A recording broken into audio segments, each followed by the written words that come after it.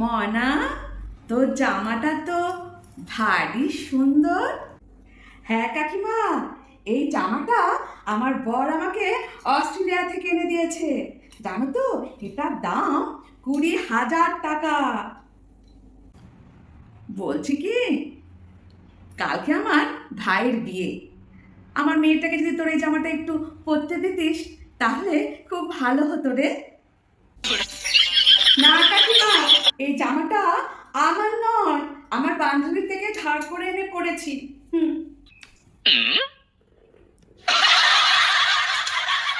এই বলল বর কিনে দিয়েছে, আর যেই বললাম সেই বলছে ওর না বান্ধবী।